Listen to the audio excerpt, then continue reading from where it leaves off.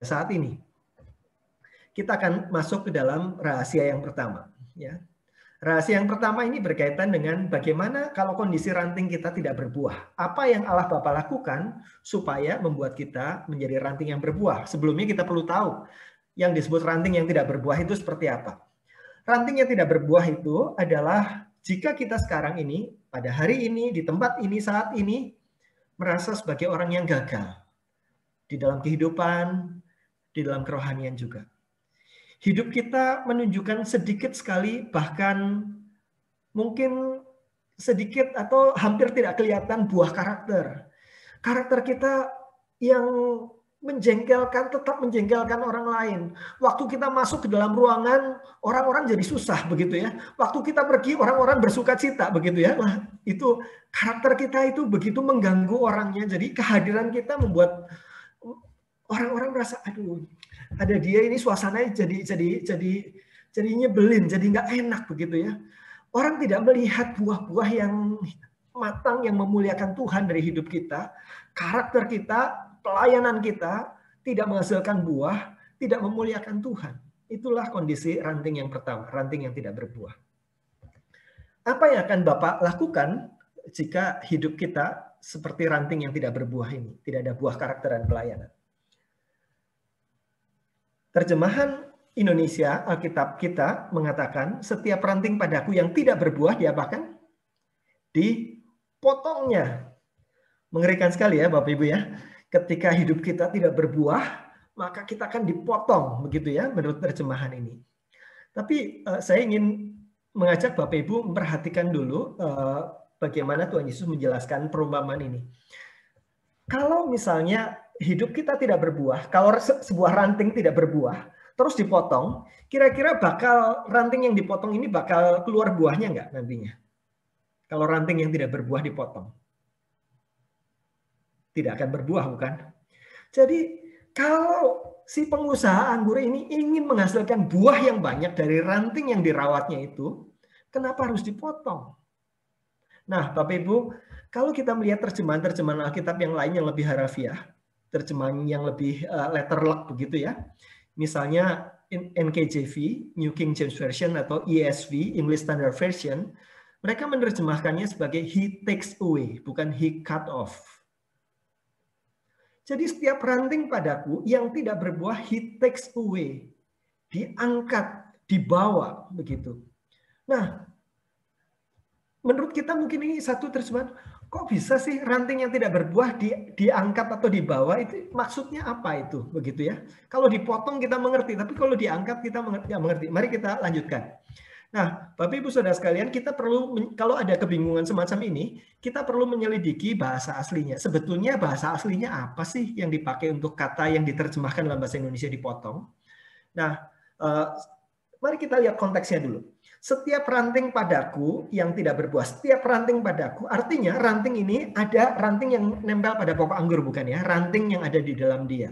Jadi ini berbicara tentang orang yang ada di dalam Kristus. 2 Korintus, Efesus mengatakan bicara tentang orang-orang yang di dalam Kristus. Ini bicara tentang orang percaya, orang yang ada di dalam dia.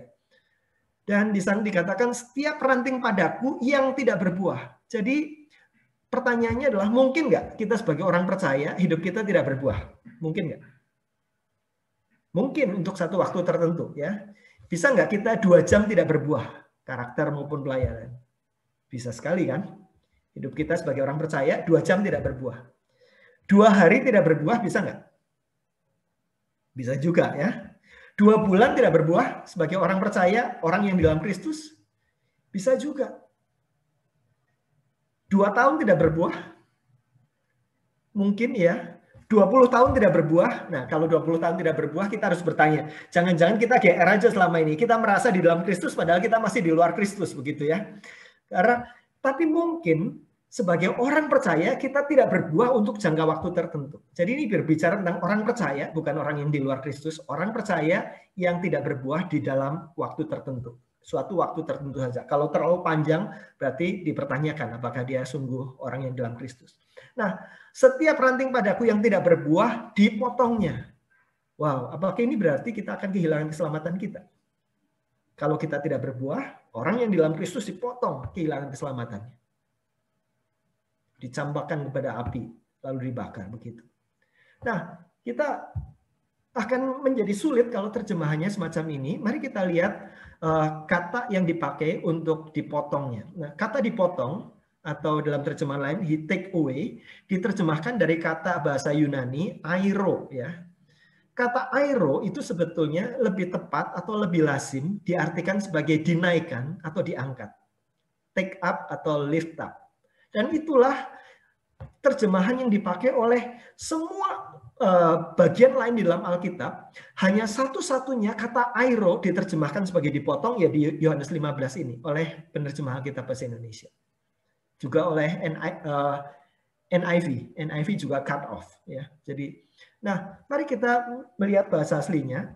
Di sini dikatakan kata airo ini itu adalah kata yang sama dipakai dalam beberapa bagian yang lain. Matius 14 ayat 20, kalau Bapak Ibu Saudara membuka Alkitab, saat ini Bapak Ibu silahkan bisa membuka Alkitab. Matius 14 ayat 20, itu satu peristiwa, yaitu ketika Tuhan Yesus memberi makan 5.000 orang. Setelah selesai memberi makan 5.000 orang, mereka udah makan kenyang, murid-muridnya itu ngumpulin sisa-sisa roti dan ikan itu. Terkumpullah berapa? Sisa 12 keranjang, begitu ya. Dan waktu murid-murid itu mengambil dan mengumpulkan, kata itu itulah kata yang dalam bahasa aslinya, kalau Bapak Ibu lihat, itu kata airo, mengambil, dikumpulkan, ambil, kumpulkan, itu di airo, roti-roti dan ikan-ikan itu di airo. Matius 27 ayat 32, satu bagian lagi di mana kata airo dipakai di sana. Itu ketika Tuhan Yesus memanggul salib di Bukit Golgota. Dia habis semalaman dihakimi dan macam-macam, tidak tidur, disiksa, sehingga salib yang berat itu dia tidak tahan, dia jatuh. Kemudian ada Simon dari Kirene diminta untuk mengairo salib itu. Salibnya diambil oleh Simon Kirene, kemudian diangkat oleh Simon dari Kirene, kata airo. Jadi kata airo diterjemahkan pada semua bagian Alkitab yang lain, bukan hanya dua bagian ini ya, semua bagian Alkitab yang lain diterjemahkan either dinaikkan atau diangkat. Hanya satu-satunya diterjemahkan dipotong oleh Alkitab Bahasa Indonesia pada bagian ini. Nah, Bapak Ibu Saudara sekalian, ini juga kalau kita melihat konteksnya, kalau kita terjemahkan diangkat, itu lebih cocok dengan ayat selanjutnya. Diangkat untuk dibersihkan atau untuk dipangkas, itu lebih berkaitan dengan sudah bersih daripada dipotong. Kalau dipotong, kalau udah dipotong buat apa dibersihkan? Kalau dipotong buat apa dipangkasin daun-daunnya yang lain? Jadi sudah tidak ada gunanya kalau dipotong. Tetapi kalau diangkat untuk dibersihkan atau diangkat untuk dipangkas, maka itu baru masuk akal. Kalau dipotong, buat apa dibersihkan lagi? Nah, selanjutnya Bruce Wilkinson menceritakan bahwa dia pergi ke kebun anggur beneran. Dan di sana dia melihat bagaimana anggur-anggur ini dirawat. Dan dia menceritakan kepada kita demikian. Ranting-ranting baru, ranting anggur kan ranting yang lemes begitu ya, yang tidak tegak begitu. Ranting baru punya kecenderungan alami untuk menjulur ke bawah dan tumbuh di sepanjang tanah ya, karena gravitasi dia akan menjulur ke bawah. Nah, tetapi kalau ranting anggur ada di tanah, apa yang terjadi? Di sana ranting anggur tidak bisa menghasilkan buah. Ranting-ranting yang tumbuh sepanjang tanah, daun-daunnya akan terlapisi debu. Saat hujan turun, daun-daun tersebut berlumpur dan berjamur. Rantingnya lama-lama menjadi sakit dan tidak berguna. Nah, menurut Bapak Ibu Saudara sekalian, apa yang akan dilakukan oleh pengusaha anggur kepada ranting-ranting yang tidak bisa bertumbuh ini di tanah terlapisi debu dan lumpur? Dipotongnya? Terlalu berharga Bapak Ibu Saudara sekalian, ranting-ranting ini yang kayak begitu dipotong. Ranting-ranting ini akan diangkat kemudian diteralis. Dikatakan kami menelusuri kebun anggur dengan seember air. Ini seperti ibu ini, dia membawa baskom begitu ya. Kami menelusuri kebun anggur dengan seember air, mencari ranting-ranting begitu, ranting yang menjulur ke tanah yang tertutup debu itu. Lalu diangkatnya ranting ini dari tanah, kemudian dibasuhnya, lalu dibungkuskan ke sekeliling tralis dan mengingatnya. Tak berapa lama kemudian ranting-ranting itu tumbuh dengan subur. Ya, jadi ini dari insider information dari orang-orang yang cara merawat anggur ya kayak begitu. Jadi terjemahannya adalah diangkatnya, bukan dipotongnya. Seperti terjemahan Airo di bagian yang lain, seperti perawatan pohon anggur yang sebenarnya, dan itu konsisten dengan bagian selanjutnya dari kata ini. Jadi Bapak Ibu Saudara sekalian, kalau kita mau parafrasekan dalam bahasa sehari-hari, maka akan dikatakan begini, jika kehidupan kita terus-menerus tidak menghasilkan buah karakter, buah pelayanan tidak menghasilkan, maka Tuhan akan turun tangan mendisiplinkan kita. Supaya kita tidak ditutupi lumpur-lumpur dan debu-debu yang membuat kita tidak berbuah. Kita akan dibersihkan, dibebaskan dari dosa, supaya menjalani kehidupan yang lebih berlimpah bagi kemuliaannya. Di dalam pelayanan, kadang-kadang ada orang-orang yang dilayani yang cerita pada saya dan bertanya, kenapa ya saya kok rasanya kering sekali secara rohani, gitu ya. Kemudian ngobrol-ngobrol, ternyata dia ada satu dosa tertentu yang dia sangat nikmati, dia tidak mau lepaskan, dia ada dosa-dosa favorit yang terus sedang membelenggu dia. Saya bilang, ya nggak usah nanya lagi kalau begitu. Dosa, ketika kita sedang berkubang dalam satu dosa, itu adalah resep yang paling manjur untuk kita kering secara rohani. Jadi nggak usah cari kenapa begitu, ya jawabannya ya itu. Nah, ketika kita sedang berkubang di dalam dosa, ada satu dosa yang kita tahu Tuhan tidak suka dan kita terus sedang melakukannya, itu seperti ranting yang tertutup oleh debu-debu itu, oleh lumpur itu. Sang pengusaha anggur, supaya ranting yang kayak begini bisa berbuah, harus diangkat, dibersihkan, dan diikat ke dalam teralis. Tuhan akan turun tangan mendisiplinkan kita supaya kita bisa berbuah. Nah, bagaimana cara Tuhan mendisiplinkan kita? Ibrani 12 ayat 5-11 memberikan gambaran yang lebih clear kepada kita tentang bagaimana Tuhan mendisiplin hidup kita ketika kita berdosa. Saya akan membacakan bagian ini, sebagian dari ayatnya, tidak seluruhnya. Ayat 5 saya bacakan, dan sudah lupakah kamu akan nasihat yang berbicara kepada kamu seperti kepada anak-anak. Hai anakku, janganlah anggap enteng didikan Tuhan, dan janganlah putus asa apabila engkau diperingatkannya. Karena Tuhan menghajar orang yang dikasihinya, dan ia menyesah orang yang diakuinya sebagai anak. Jika kamu harus menanggung ganjaran, Allah memperlakukan kamu seperti anak. Di manakah terdapat anak yang tidak dihajar oleh ayahnya. Bapak Ibu Saudara sekalian, ini sedang mengatakan tentang apa yang seorang bapak kerjakan ketika anaknya itu lagi kurang ajar, lagi anaknya sedang melakukan sesuatu hal yang tidak betul. Dikatakan, jika kamu harus menanggung ganjaran, Allah memperlakukan kamu seperti anak. Jadi kalau kita sedang berbuat dosa dan Tuhan menghajar kita, Tuhan mendisiplin kita, maka Tuhan sedang memperlakukan kita sebagai anak. Di manakah terdapat anak yang tidak dihajar oleh ayahnya? Jadi Bapak Ibu Saudara sekalian, kalau kita adalah anak Tuhan, Tuhan menjadi Bapa kita, kita menjadi anaknya. Dan salah satu keistimewaan kita sebagai anak Tuhan adalah Tuhan akan berelasi secara khusus dengan kita. Salah satu bentuk relasi khususnya adalah Tuhan ingin supaya hidup kita berbuah-buah banyak, dan kalau kita berbuat dosa, Tuhan akan mengurus kita secara khusus. Seperti seorang bapak mengurus anaknya yang berbuat dosa. Kalau misalnya anak saya kurang ajar, begitu ya, saya akan mendidik dia. Kalau itu anak tetangga saya, maka saya nanti akan berurusan dengan bapak ibunya kalau saya hajar, begitu ya. Jadi kalau anak saya akan lakukan sesuatu. Jadi Bapak Ibu Saudara sekalian, kalau kita adalah betul anaknya, kita berbuat dosa, maka akan ada didikan Tuhan yang bisa kita nantikan. Tuhan akan melakukan sesuatu. Tetapi kalau kita berbuat dosa dan dicuekin aja sama Tuhan, dibiarkan, tidak ada didikan Tuhan, maka saya menyarankan Bapak Ibu mulailah khawatir. Mulailah khawatir kalau tidak dididik Tuhan, karena mungkin selama ini kita GR saja, kita merasa sebagai anaknya, padahal Tuhan tidak mengenal kita. Karena Kalau kita adalah anaknya, maka dia akan mengganjar kita, Tuhan akan mendidik kita.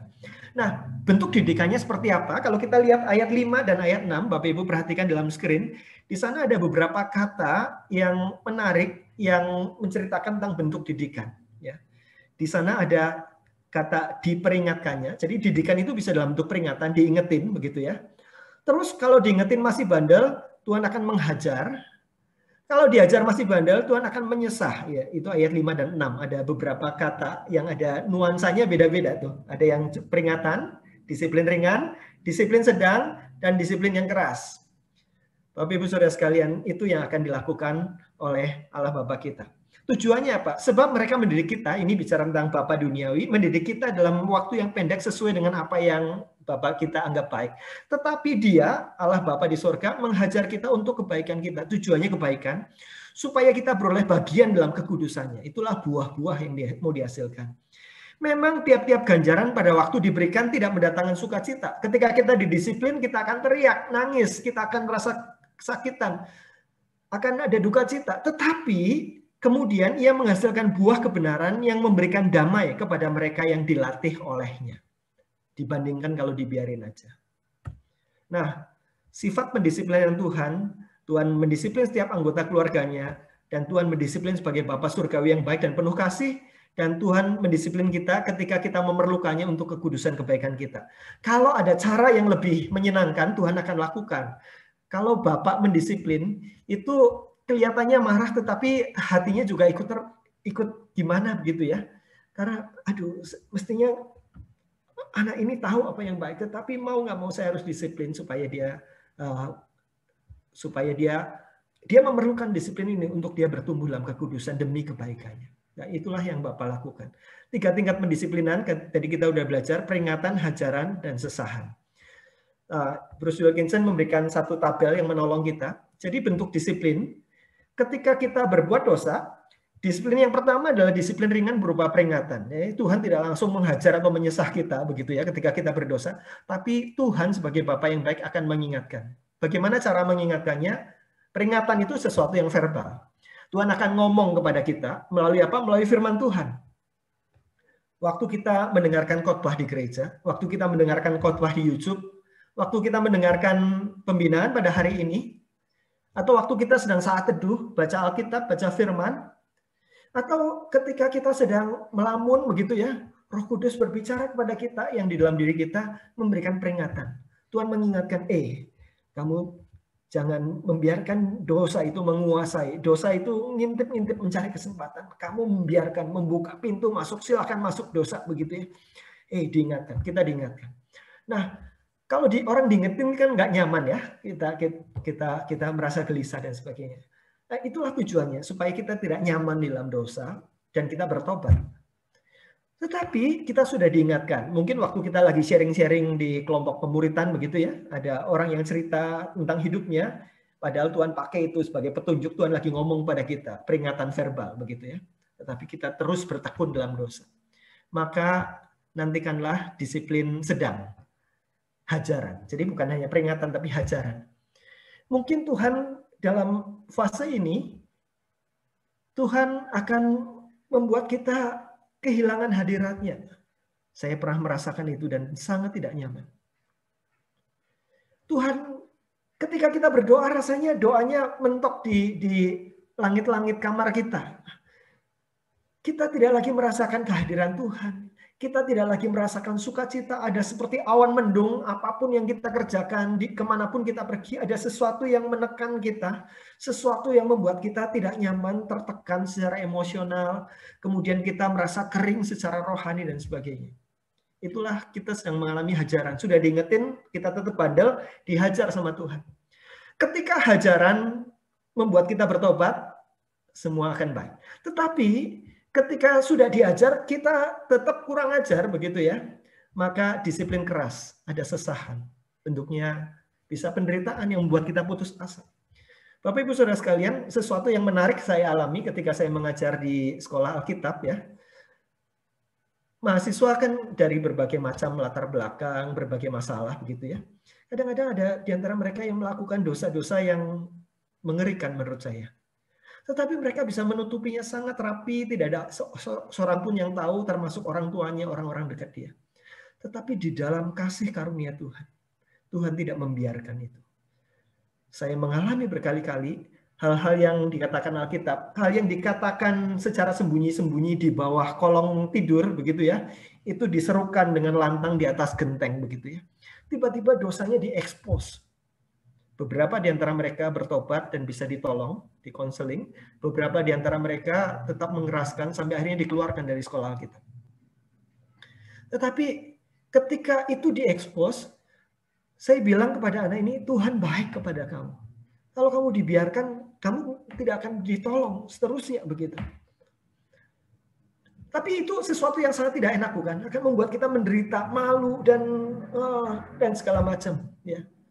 Tapi Tuhan akan lakukan itu. C.S. Lewis mengatakan bahwa Tuhan berbisik melewat kesenangan. Kalau ada cara yang lebih menyenangkan, Tuhan akan lakukan itu kok. Tuhan berbisik lewat kesenangan. Kalau kita dibisikin aja udah mau menyelaraskan hidup kita dengan Tuhan itu baik. Tetapi kalau kita terus begitu, Tuhan teriakin. Bayangkan kalau kita sedang naik sepeda dengan kecepatan tinggi, di depan ada jurang, kita tidak tahu. Maka sebagai temannya kita akan teriak pada dia, jangan stop begitu. Kita enggak, orang itu akan bablas begitu ya. Tapi kita akan teriak, di sana ada jurang. Nah, Tuhan berteriak kepada kita melalui kesakitan. Saya tidak mengatakan bahwa setiap kesakitan, sakit penyakit, kesusahan hidup dan macam-macam itu adalah hukuman Tuhan. Saya tidak mengatakan itu.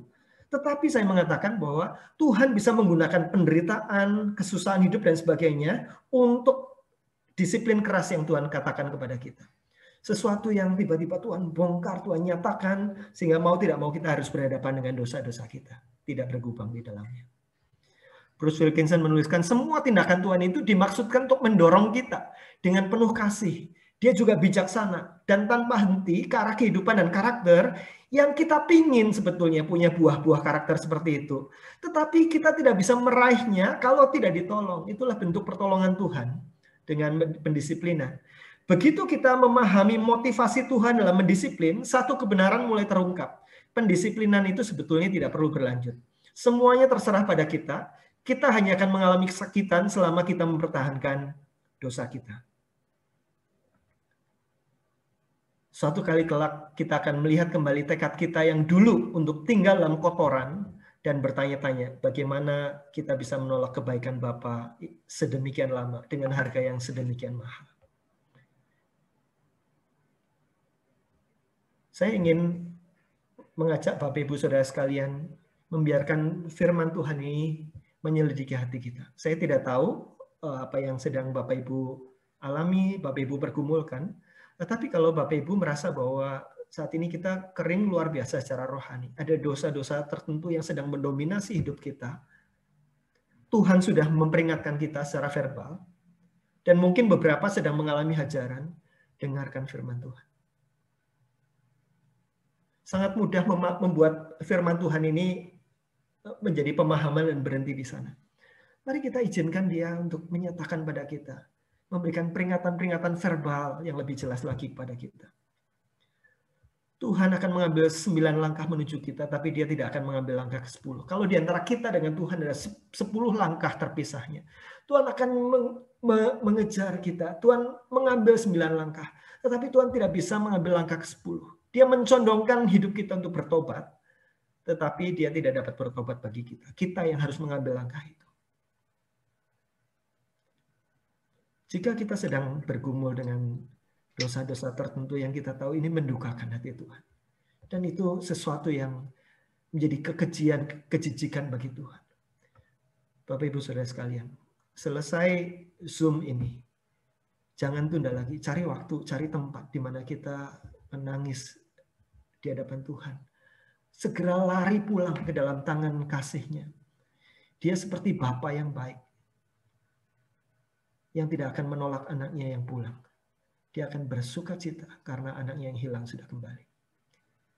Jangan biarkan dia menunggu lama. Kita lari pulang ke dalam kasih karunia-Nya. Itu kondisi ranting hidup kita, Bapak Ibu Saudara sekalian. Kalau kita tidak berbuah, kita akan didisiplinkannya supaya kita menjadi ranting yang berbuah. Mari kita lihat ranting yang kedua.